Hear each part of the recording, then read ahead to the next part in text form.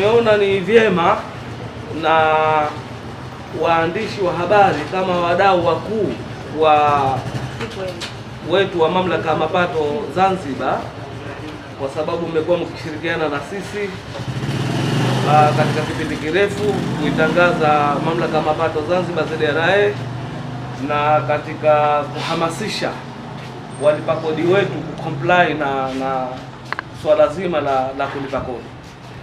Kwa kweli tuwashukuru kwa mashirikiano yenu katika kipindi hichi cha mwaka huu. Mumejitahidi sana kutusaidia kuhamasisha walipa kodi wetu waweze kulipa kodi vizuri, na hatimaye tumeweza kufikia malengo.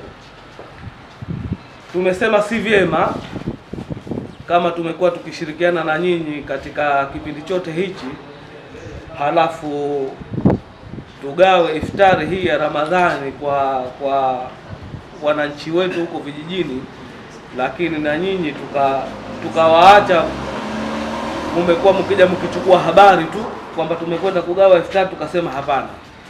Na nyinyi tuwaone, tuweze kuwapa sadaka yetu hii, japo ni ndogo, lakini tunaomba muipokee ili muweze kupata moyo na ari ya kuweza kutusaidia na kushirikiana na sisi katika kuhamasisha walipa kodi wetu. Tunashukuru sana wenzetu wa ZRA kwa kutuona kwamba tuna umuhimu mkubwa katika ufanikishaji wa kazi zetu hizi ambazo tunashirikiana kila siku katika kuhabarisha, kuhamasisha wananchi kulipa kodi. Kwa hivyo na wao wakaona kwamba tuna umuhimu kwa ile kazi ambayo tunaifanya, na wao leo kutuona kwamba wakatupa futari ambayo wametugawia kama sisi waandishi wa habari, ili kuhakikisha na wao na sisi tumekuwa katika jamii yao.